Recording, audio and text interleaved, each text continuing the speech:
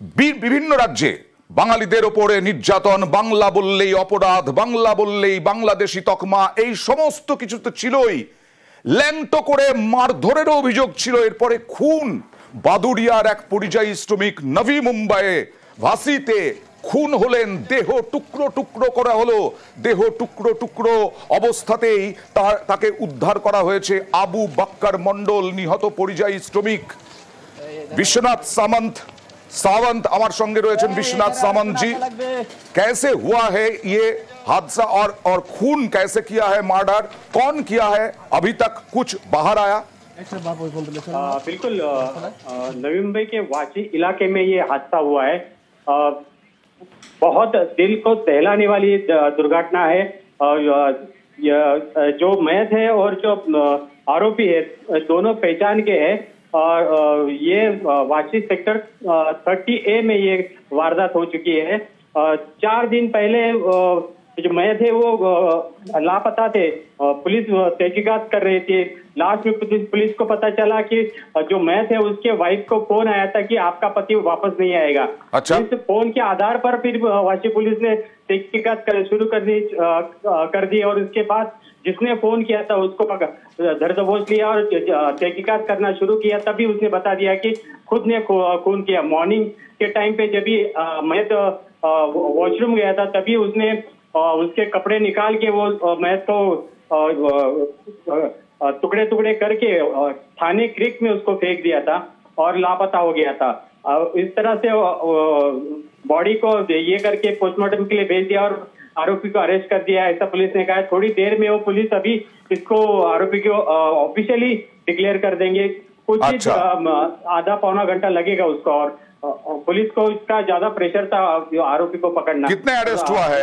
एक ही एक अरेस्ट हुआ है जिसने फोन किया, उसने कबूली क्या दी अभी पुलिस थोड़ी देर में बता देगी। अच्छा। ऑफिशियली उसका क्लियर हो जाएगा। मुख्य रीजन क्या था वो भी सामने आ जाएगा। ओके, बहुत बहुत शुक्रिया। আর কিছুক্ষণের মধ্যেই পুলিশ জানাবে যে কাকে খুন করেছে, কাকে গ্রেফতার করা হয়েছে, কেন খুন করা হয়েছে, এই সমস্ত কিছুই পুলিশ জানাবে বলে জানালেন আমাদের প্রতিনিধি বিশ্বনাথ সাবন্ত। আর এই নিয়ে তুঙ্গে তরজা রাজনীতি তো তুঙ্গে ছিলই। ভিন রাজ্যে বাঙালিদের ওপর অত্যাচার, নির্যাতন, ল্যাংটো করে মারধর, এবার খুন। তৃণমূল বিজেপি বাঙালি হওয়ার অপরাধে, বাংলা বলার অপরাধে, বাংলা ভাষী হওয়ার অপরাধে এক ধরনের এথনিক ক্লিনজিং, এথনিক পার্জ শুরু হয়েছে। বিজেপি একটা বাংলা বিরোধী এবং বাঙালি বিরোধী শক্তি। সংস্কৃতিগতভাবে বাঙালিকে আক্রমণ করা হচ্ছে, বাঙালিকে মুছে দেওয়ার চেষ্টা হচ্ছে। শুধু বাংলা বলার অপরাধে টুকরো টুকরো করে কেটে বস্তার মধ্যে বস্তাবন্দি করা হয়েছে। রাস্তা থেকে শুরু করলে পার্লামেন্ট পর্যন্ত এই প্রতিবাদ হবেই। মানুষেরই খুনটা বাঞ্ছনীয় নয়, দুর্ভাগ্যজনক, দুঃখজনক, মর্মান্তিক ঘটনা। এগুলো নিয়ে এই রাজনীতি আমার মনে হয় সার্বিকভাবে ভারতের মধ্যে একটা পৃথিবীর বৃহত্তম গণতন্ত্রের জননী যে দেশ তাকে কলঙ্কিত করছে। আর এই আবু বক্কর মন্ডল, নিহত পরিযায়ী শ্রমিক, তার দেহ ঘরে আসতেই, বাড়িতে আসতেই মা কান্নায় ভেঙে পড়েছেন। আমাদের সঙ্গে রয়েছেন আমাদের প্রতিনিধি অনুপমের আগে দেখেছি যখন ভিন রাজ্যে প্রবলেমে পড়েছেন তখন স্থানীয় প্রশাসন, স্থানীয় বিধায়ক তারা পরিবারের পাশে এসে দাঁড়িয়েছেন। এই যে খুন হলেন নিহত পরিযায়ী শ্রমিক, তার বডি এলো, স্থানীয় প্রশাসনের পক্ষ থেকে কেউ পাশে দাঁড়িয়েছেন এখনো পর্যন্ত?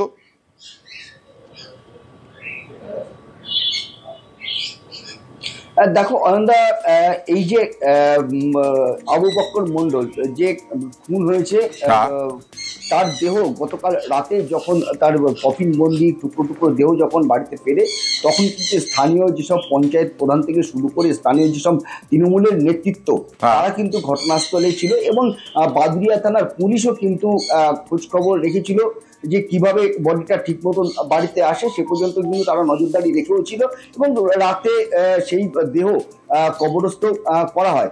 এবং এই যে দেহ আসার পরেই কিন্তু বাড়িতে যেমন একদিকে কান্নার রোল ওঠে এবং এলাকার মানুষও কিন্তু রীতিমতো শোকগ্রস্ত হয়ে পড়ে। খুব স্বাভাবিক। কতদিন আগে নভি মুম্বাইয়ে কাজে গিয়েছিলেন এই আবু বক্কর অনুপম?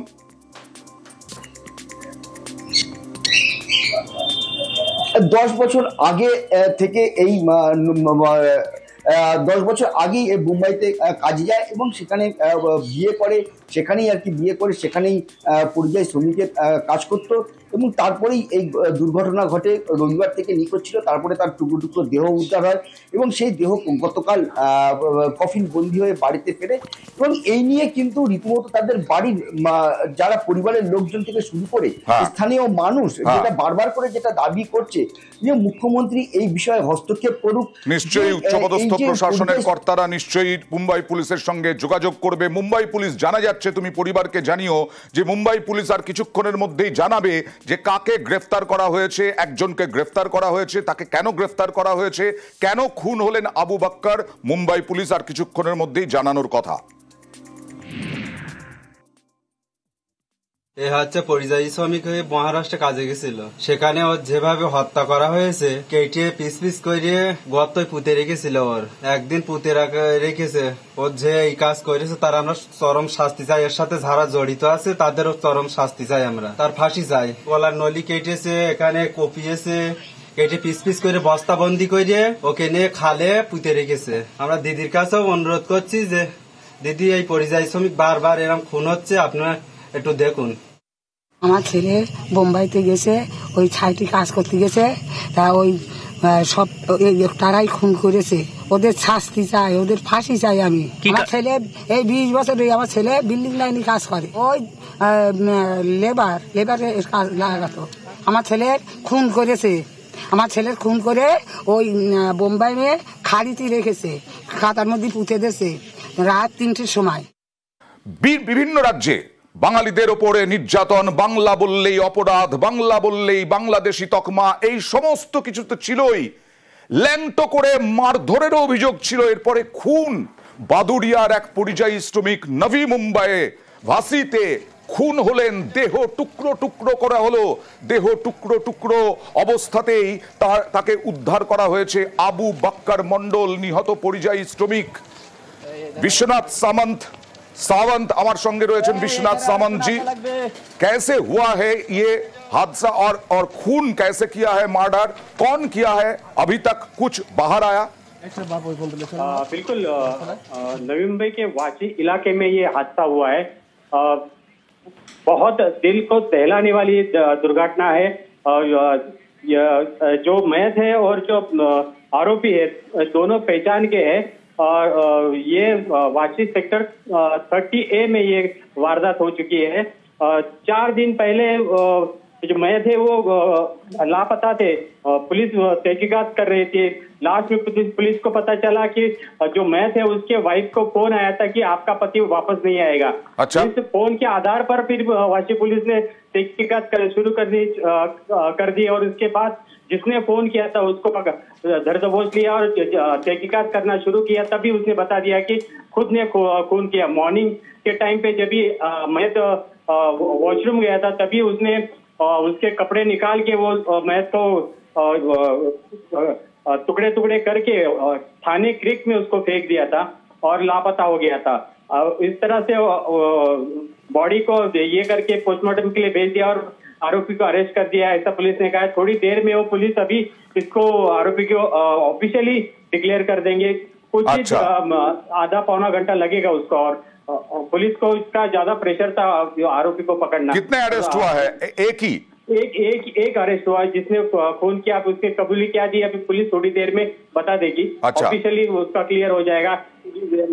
मुख्य रीजन क्या था वो भी सामने आ जाएगा। ओके, बहुत बहुत शुक्रिया। আর কিছুক্ষণের মধ্যেই পুলিশ জানাবে যে কাকে খুন করেছে, কাকে গ্রেফতার করা হয়েছে, কেন খুন করা হয়েছে, এই সমস্ত কিছুই পুলিশ জানাবে বলে জানালেন আমাদের প্রতিনিধি বিশ্বনাথ সাवंत। আর এই নিয়ে তুঙ্গে তরজা রাজনীতি তো তুঙ্গে ছিলই। ভিন রাজ্যে বাঙালিদের ওপর অত্যাচার, নির্যাতন, ল্যাংটো করে মারধর, এবার খুন। তৃণমূল বিজেপি বাঙালি হওয়ার অপরাধে, বাংলা বলার অপরাধে, বাংলা ভাষী হওয়ার অপরাধে এক ধরনের এথনিক ক্লিনজিং, এথনিক পার্জ শুরু হয়েছে। বিজেপি একটা বাংলা বিরোধী এবং বাঙালি বিরোধী শক্তি। সংস্কৃতিগতভাবে বাঙালিকে আক্রমণ করা হচ্ছে, বাঙালিকে মুছে দেওয়ার চেষ্টা হচ্ছে। শুধু বাংলা বলার অপরাধে টুকরো টুকরো করে কেটে বস্তার মধ্যে বস্তাবন্দি করা হয়েছে, রাস্তা থেকে শুরু করলে পার্লামেন্ট পর্যন্ত। এই প্রতিবাদ হবেই। কোনো মানুষেরই খুনটা বাঞ্ছনীয় না, দুর্ভাগ্যজনক, দুঃখজনক, মর্মান্তিক ঘটনা। এগুলো নিয়ে এই রাজনীতি আমার মনে হয় সার্বিকভাবে ভারতের মধ্যে একটা পৃথিবীর বৃহত্তম গণতন্ত্রের জননী যে দেশ, তাকে কলঙ্কিত করছে। আর এই আবু বক্কর মণ্ডল নিহত পরিযায়ী শ্রমিক, তার দেহ ঘরে আসতেই, বাড়িতে আসতেই মা কান্নায় ভেঙে পড়েছেন। আমাদের সঙ্গে রয়েছেন আমাদের প্রতিনিধি অনুপমের আগে দেখেছি যখন ভিন রাজ্যে প্রবলেমে পড়েছেন তখন স্থানীয় প্রশাসন, স্থানীয় বিধায়ক তারা পরিবারের পাশে এসে দাঁড়িয়েছেন। এই যে খুন হলেন নিহত পরিযায়ী শ্রমিক, তার বডি এলো, স্থানীয় প্রশাসনের পক্ষ থেকে কেউ পাশে দাঁড়িয়েছেন এখনো পর্যন্ত?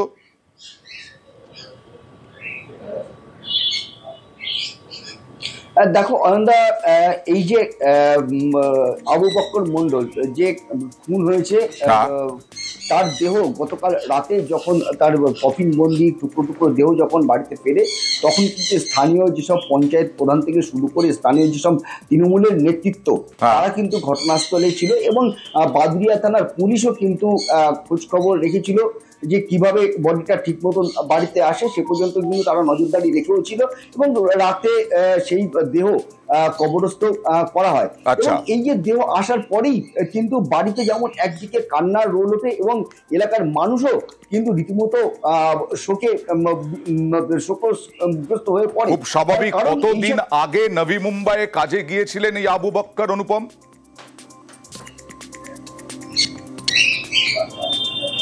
দশ বছর আগে থেকে এই